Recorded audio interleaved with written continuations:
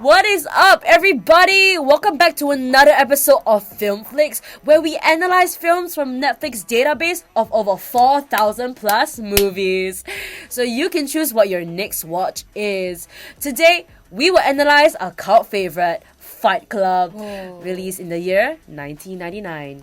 If you have never heard of this, that's good, because... The first rule of Fight Club is, you do not talk about Fight Club. But for today's purposes, we'll break rule 1. And 2! Yes, and 2. The second rule of Fight Club is, you do not talk about Fight Club. Before we begin, let's attempt to summarize this film as fast as we can. Let's go!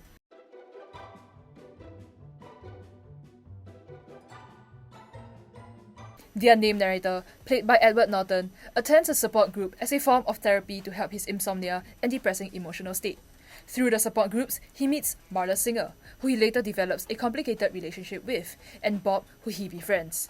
He later meets a soap salesman named Tyler Durden, played by Brad Pitt, and soon finds himself living with him after losing an apartment to a fire.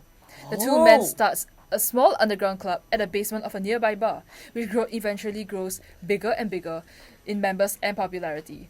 What started off as a small fight club turned into a big project named Project Mayhem, which attempts to create chaos and destruction throughout the city, dragging in both Marla and Bob. After the death of Bob, his good friend, the narrator comes to realize that he doesn't want to continue what he and Tyler had anymore.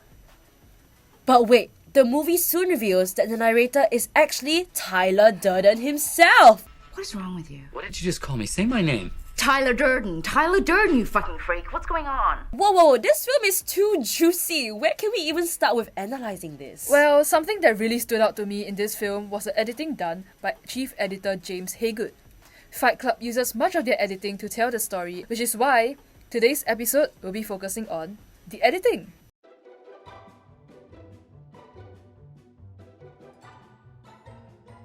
This part of the film we're about to discuss was probably my personal favourite, and that title is not given lightly. Haygood's edit really pushes the story forward, especially during the part where the narrator tries to look for Tyler, before leading to the realization that he was, in fact, Tyler Durden. Hey, spoiler alert. Anyways, let's dive deeper. The biggest editing technique here was elliptical editing. Through elliptical editing, many short clips of the different locations that the narrator travels to find Tyler are compressed into a short period of time. This allows the film to maintain its fast pace while showing the different places that the narrator visits in search of Tyler. The editor also plays around with rhythmic editing by shortening the duration of each clip as the scene gets more intense and starts slowing down every time the narrator gets closer to finding out where Tyler might be at. That's right. These techniques not only help build the suspense of almost finding Tyler, but constantly failing. It also plays a part in inflicting the narrator's emotions out of the screen, carrying the overwhelming nervousness of the narrator not knowing where Tyler is and the chaos that is happening through quick cuts in every shot. Some might say that the fast pacing of these edits also create a sense of confusion, which mirrors the narrator's mental state. Looking at the film as a whole, the use of elliptical and rhythmic editing in the scene very much contrasts to the slow-paced editing in the first half of the film. This keeps the audience continuously hooked to the show with the refreshing change of pace. All of this builds up anticipation for the big climax, which is the revelation that he is Tyler Durden. Say it. Because we're the same person. That's right. And that brings us to our next scene, the coolest and probably everyone's favourite plot twist, the confrontation with Tyler. The editor infused many jump cuts into this scene, showing the state of recalling the past in his mind, in which the narrator slowly discovers that all the crimes he remembered Tyler committing was actually just the narrator committing it himself.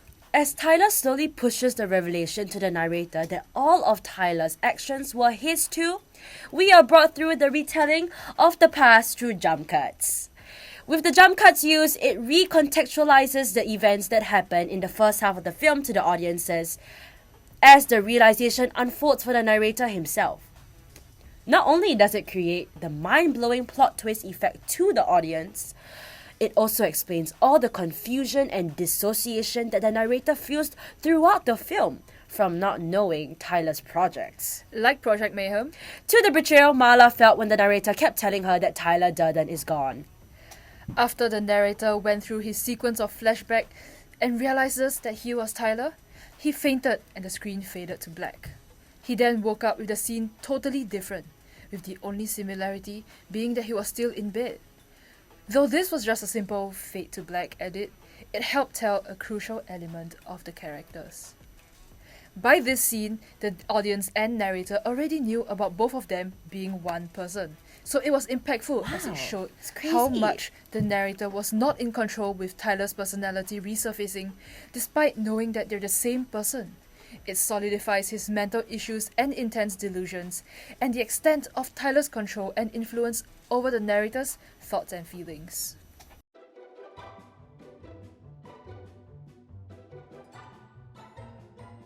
While this film is made up of much more edits than we've covered today, talking about every single edit in this film would be impossible, so this is all that we'll talk about. What an analysis! I love it when editors edit films in a certain way to showcase emotions and thoughts without explicitly being shown or said in the film. Like show not tell. Editing can really make a huge difference. Indeed, behind every film, there is a message that a director wants to portray. This film was not simply about blood and gore. Oh, certainly. It reflects our society and how in the capitalistic world, we are conformed to the ill patterns put in place in the system without the awareness of the need to change.